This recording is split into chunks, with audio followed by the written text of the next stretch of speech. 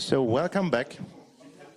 We'll now go live with Martin, Jakub and Dan with XMPP on environmental measurements. So, hello, good morning. There's still some people left, even if the rain stopped, I think. The title says all, so just let's move to the next slide. So, about the thing we do at Ammonit Measurement, we do measurement devices mainly for the wind and solar energy industry. And we are Dan, who works in some years in Ammonit, Jakub, who works for some more years in Ammonit, and myself, Martin, who works even more years in Ammonit. Also, I'm a Debian developer since many, many years. I don't remember, 98 or something. No, not 98 years. Okay, Ammonit. Our measurement equipment is used in almost all over the world, but we are still a small company, 35 people here in Berlin. But our equipment is used, all over the planet. XMPP, what is that? Some older people might remember it. It was a replacement for all other stuff. Of course, that never happened. You all remember the relevant XKCD. It's a standard. It is now, quite old, more than 20 years. It's a universal open standard protocol. It's mainly used for chat. But in fact, it's used elsewhere. For example, FCM. The people who are using Android with Google might know FCM. It's a Fire-based something stuff for notifications. It's used also in WhatsApp, Zoom, Fortnite, Nintendo Switch, Grindr. So a lot of stuff. For those who are Debian developers, a small interlude, you can have an XMPP address with a Debian org, which is identical to your email address, which is quite nice. Just go to the LDAP interface, enter your so-called RTC password, and here we go. Okay. All right. I will take over at this point. So we're talking about the environmental measurements, as we said in the very beginning. The usual use case for the hardware and software that we have is that we deploy the devices on the MetMasts, usually when there is a wind site assessment. So it is before the wind park is constructed, the site needs to be estimated if it makes sense to build a wind park in that particular place. And there are measurements taken every second, which then later get aggregated to 10-minute intervals and being transferred via email, SCP, or different methods to the clients so that they can then kind of get the data and estimate if the site is a good place to build a wind park. This usually takes between 1 and 2 years. But there are also other use cases. Some of them are, for instance, the solar parks.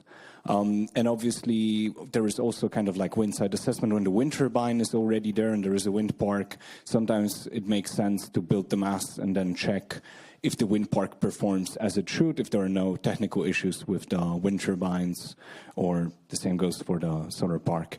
Some of this hardware and software is also being used for just simply science and measurements that are for scientific purposes. And for some of these use cases, the data that arrives like day later being aggregated to the 10-minute intervals is not enough. And we need every second, every single measurement to be transferred to the customers so that they in real time can observe what is going on at the site. And this is exactly where the solution with the XMPP comes into play. So what are we using is the service of it called PEP, and that it basically works like that. It is a pops up service called PEP. And how it works is that there are basically so-called JITs. They are NIDs, identifiers, just like in, let's say, an email. And every single hardware, every single data logger, every single device that we produce has its own JIT. And it has the PEP nodes to which it publishes the data. And later the clients can subscribe to these nodes and read out the data. So basically what happens is every second the device just publishes the data it measured to that node, and all the clients are reading because they're subscribed, so they get a notification that this is what just arrived at this very second. So yes, so this is typically for us around 0.5 kilobyte per second of the data that is being transferred, what the customers are reading. And we also have different nodes. So some nodes are for the data, some are for the configuration, and you can configure them in a different way. They can be public, they can be private. You can also differentiate the ways what is the access model to them. So there is a allow list or a roster and so on. So we're currently using roster. Okay, so the relevant standards, I will not bore you with this one. This is basically everything that we use both on the client and on the server side of it. It's all standardized, different XEP, different standards. And as you can see, we use a lot of them. So I talked about the clients because, sure, the client can be any sort of client, can be a chat program, but I don't imagine that the customers want to receive every second a message with endless data in CSV format in a way. So it is not what they're interested in. So we have two clients. One of them is the one client that aggregates the data and makes the CSV files out of it, and that is the first one. As we are Ammonit, the company, and this is a data aggregator. We called it an alligator, Ammonit Live Data Aggregator. Yes. And basically what it does, it just gets all the data, aggregates it to different intervals that customers want, all the live data, and it produces a CSV file and then transfers it, and I'm very sorry about it, via FTP. This is what the customers wanted. We really tried to push them a different way, but they were like, no, we want FTP. This is what we know. This is what we have. So, yes, I'm sorry about it. So now give place to Dan, my colleague, who will talk about the different client. Yeah, very tragic. We're using all this new software on Debian, all the latest stuff, Python, async IO, but then FTP. It's all shame. Anyway, so there's a second client, which also subscribes to the live data, which is also not so related to the typical use case for the company that we were talking about earlier of an assessment over a period of many years, but is instead offering an interactive, real-time look into the data as it's being measured. So the main use case there is like, is something faulty, or how are these two locations comparing right now, just in this second, or one common problem that we have is icing, for example, where an anemometer becomes frozen and it stops spinning. So you see, the wind speed has dropped to 0, or the wind vane is frozen, so the wind direction has stopped moving, but this vane isn't, so I can compare them, that kind of thing. And you can view that in plots and tables as well. I'll talk a little bit about the implementation of the whole toolchain that we have. So on the data logger itself, which is installed on the measurement site, on a mast, maybe, 30 or 40 meters up in the air, that's a Debian system, and it's running a publishing program using libstrof to do the XMPP side. It's a simple C program that's running all the time, publishing the data in these PEP, personal eventing protocol nodes that Jakob mentioned every second within JSON, within XML, so that it can be passed later. That then goes to our eJabberD server, where it's collected. That's also a Debian server. And then the client itself does happen to be running on the same hardware, but it could run anywhere. It's very simple. I mean, it's a client-side web application, so it's just a HTML and JavaScript file, but it's built using Webpack, and it includes Vue.js, Float.js for the plotting, and Stroff.js to handle the XMPP protocol in the browser.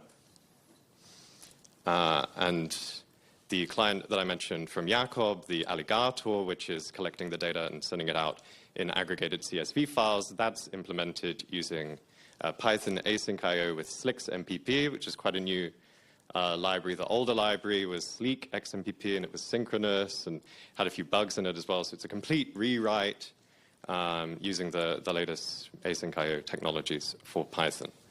Yeah, and all of them coming from the Debian main distribution. Okay. So now I will attempt to do a brief demonstration with one hand. We'll try to mirror this. What is that? Yeah, it's very strange. Keep forgetting I can look this way. Okay. Is it backwards or something? No, for me. No, that's fine. It's good. I can do this. Okay. Is it visible for everyone? Can I make it bigger? Control, yes, thank you. Yeah, I don't know, it's not my laptop, I don't know where control is. You can swap them. Thank you. Is that better? Good. Yeah. Okay. Yeah, so, no, I can, or maybe, let's do it.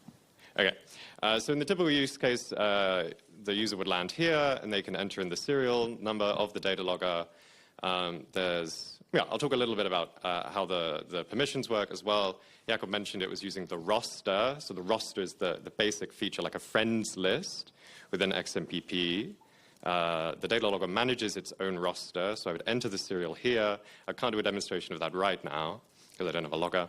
But yeah, you enter it there, and then on the data logger, you would see the friend request, and you could then accept that, and that will then allow you to access the data. There's no like password you need to enter or anything. Here, I've already logged in one of our personal, because we all use XMPP for our own office chat. We've logged on to Ammonit Live dashboard with our own JID. And here I've got some demo data loggers, which we did measure using our test system in Berlin. It's on the building opposite our office, so we get to see it every day. And it's data from 3 different months, if you can see the names there, just to allow a bit of a comparison. And the clicking should work. Does it not work? Is it broken? Oh, I hate it when this happens. Oh no. The data loggers have changed. Have they? I believe so. Huh? I don't know. If it happened to Steve Jobs. Oh no. Oh no, it's different. Don't look at the password, please. Yeah, that's... There we go. That's right. This is what's meant to happen. Yeah. Thank you. Could everyone turn their cell phones off, please? No, I'm kidding. Good.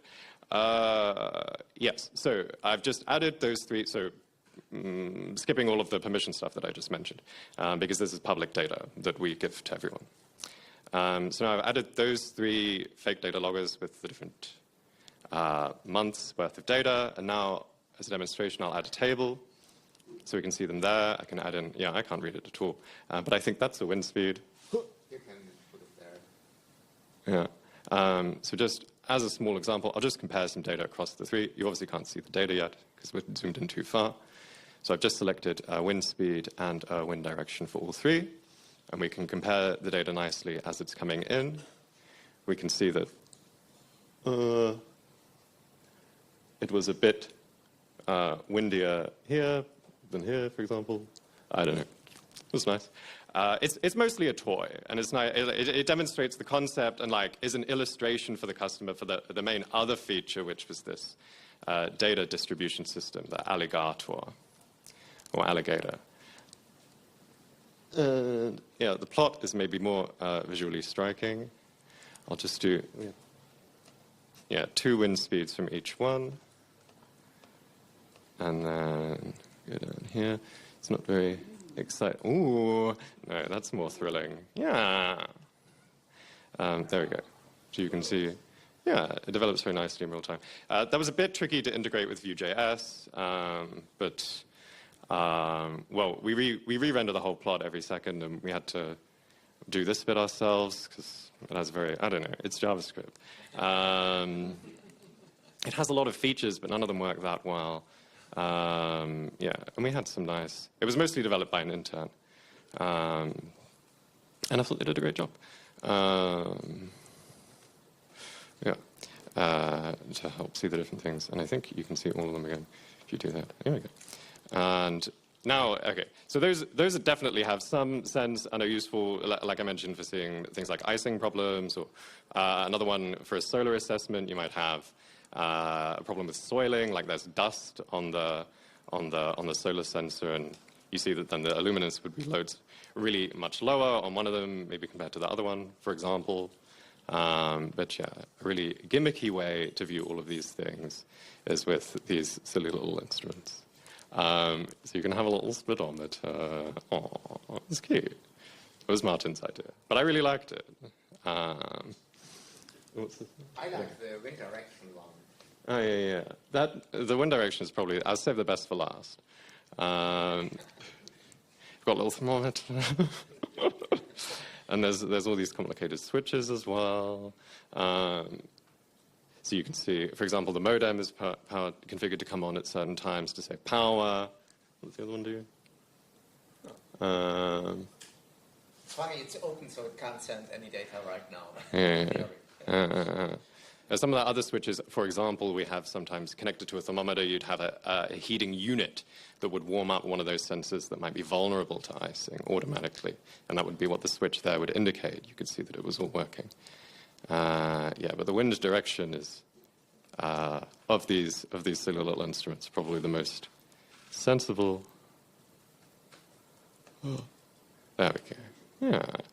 And yeah, I will explain, just as it occurs to me, the one very silly bug that we had here, which was that when the needle needed to go from slightly positive to slightly negative, you know, it's using an SVG rotation. I don't know if yeah. It goes all the way around because you just do a modulus of the angle, and then that's really like a data fix. I don't know, it's really complicated, but yeah, it's worth doing. A fun little bug if anyone does like graphical applications and things, which we don't do tons of at Ammonit, but it was really fun to build this.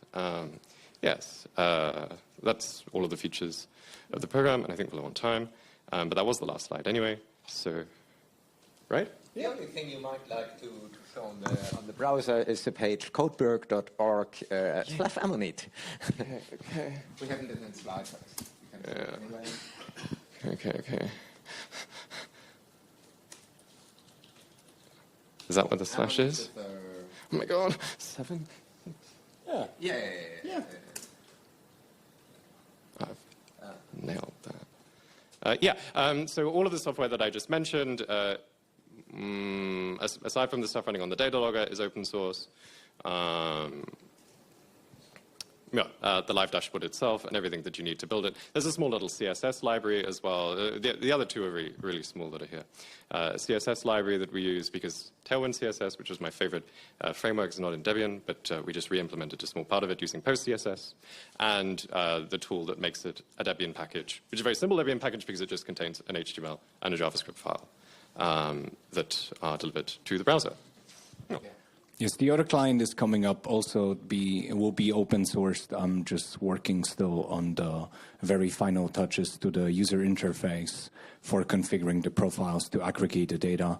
But it is the aggregation part is ready. It's just the UI, and it's coming up also on our Codeberg very soon.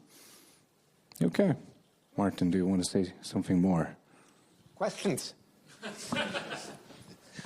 Well, thank you. Are there any questions?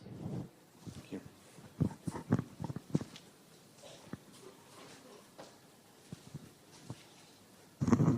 Thanks for the presentation. Maybe more related to XMPP. Did you have any spam issues operating this? Like having, because when I operated my own XMPP server, spam was what killed it. But are you operating in a closed environment, or how did you deal with this? Half and half. Yes, it is half and half, but the devices, the data logger devices, they get their own JIT. We have our own server, and we register the devices as JITs, and then users that are used for the clients are generated by our separate service that we have. And I guess, we basically did not have the spam issue. Well, the point is our clients cannot receive messages. They only receive stuff from the pet nodes they are subscribed to. So if you would send spam messages to users who use our clients or to the data logger, they would not show up anywhere. And so it's not really a problem. We would not know if there is spam. And also for the subscription to the roster, we have some limitations. In XMPP, there's also subscription spam. After people started to drop spam, they think, I try to get the contact to this person, and in this message is already a lot of advertisement for mostly spam services. Most of the spam I got is advertisement for spam services. This is really crazy, but we wouldn't notice that so far. It might become a problem anyway, because we will probably integrate also messaging, for example, for certain alarms, so that people get those alarms also on their mobile phone running, let's say, conversations, or Dino if they happen to run Mobian, which I don't believe, or Monal if they have an iOS. And then it might become a problem. So it's not 100% clear how we deal with that. It's an open issue. So far, we are free of it. I think so far you could just basically pollute our database with these messages and nothing else. If you would send millions and millions of messages there, then it would just land in the database and be big. Yes. Do you have some measurements in place if the sensors which send garbage data, like if a sensor breaks and then reports a temperature of over 100 degrees Celsius? Yes, so we do not have filters like that in that software yet, but it is probably coming up at some point. We have a different software since more than 10 years, or more than 14 years, I believe, already, it's a web service called Ammonit OR. It also will be free software soon. We need to clean up a lot of stuff there. That's why it takes. But it's running since many years, and I think it has some 1,000 of customers or so. You know better than me. Almost 2,000 customers are on it. And this is not for live data. It gets the data, let's say, daily or some hours. But there, a lot of filters and alarms are already there. So you can you can define it for yourself. For example, if you have a station in a very hot area, even 10 degrees might be an error already. So you can define the filters depending on the place where you are. Also, if you are on the mountains, you have different expected air pressure, for example, and so on. And that's already in place and works since many, many years. But we don't have it in this application, not in the XMPP-based live application. We might add it there too. Yeah, thanks. Actually, I have a question myself. What made you choose XMPP over, let's say, MQTT or something similar? The last time at mini-debconf Santa Fe, I got the question, why did you choose XMPP or not Matrix? Okay, so I might answer the two. The first reason is that at least I had some experience with XMPP, so you know, developers choose tools they know. That's one of the reasons. Also, it occurred to us that XMPP is somewhat batteries included. So it's, as you saw on the list, Jakob showed with all the standards we use, there's a lot of, let's say, prior art we can just build on. MQTT is probably a little bit more build it your own. We don't have so much experience, so I might be wrong with that, but it looked like that. There were more things. Also, we were interested in making an open system, federated system, and as far as I know, it's not easily possible with MQTT. In fact, I don't know.